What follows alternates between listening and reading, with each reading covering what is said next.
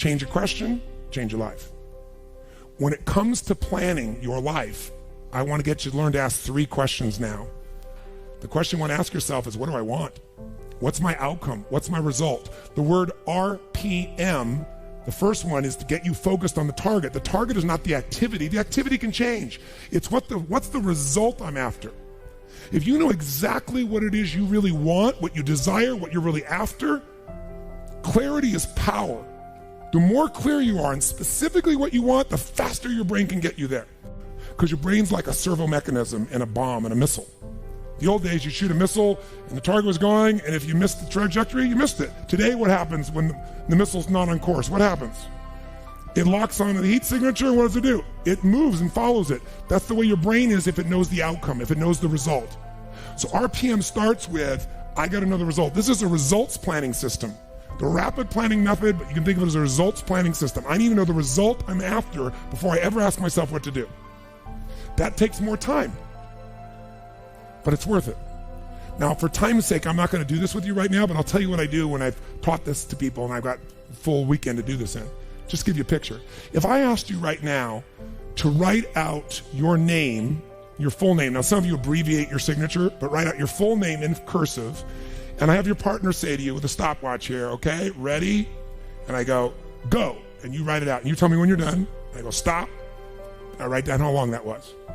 So let's say you wrote out your signature and it took 5 seconds. And then say, ready?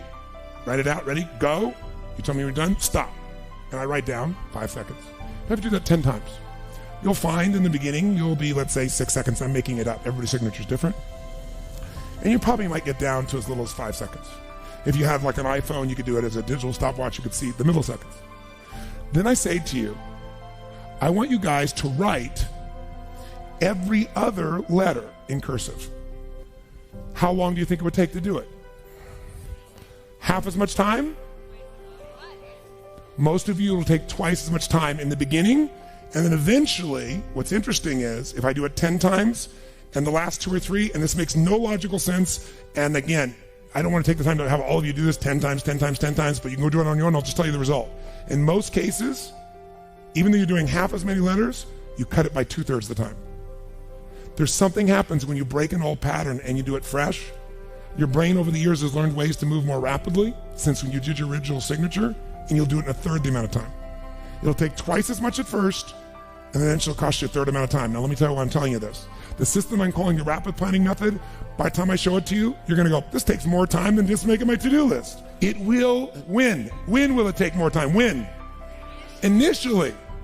But once you get it in your nervous system, it'll take you less time because your brain will be thinking in outcomes and not activities. And when you think in terms of outcomes and not activities, pretty soon some of the activities in your list you don't even need to do to get the outcome. You find a better way to get the outcome quicker. Now, how do you do that? Yes, 3 questions. Question 1, what is my result? What is my outcome? What is it I really, truly want from this? If you're going back next week and you say this next week, what are the most important outcomes for me to get this week in my business? And you just write those outcomes out, not your action items, the outcomes. If you do that and nothing else, you'll be ahead of the game. And if you just keep looking at those outcomes every day, how am I doing on that outcome? Your brain will come up with ways to get to that outcome. I promise you. Focus on outcomes, not on activities. Action for most people, activities, most people may mistake movement for achievement. They mistake action items and to-dos for achievement.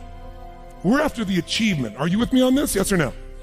It's a different way of thinking, and I think all of you inherently have it, but if you make this ritualized, just like the things you've learned this week, they're all great, but if you don't systematize them, they'll work when you do them.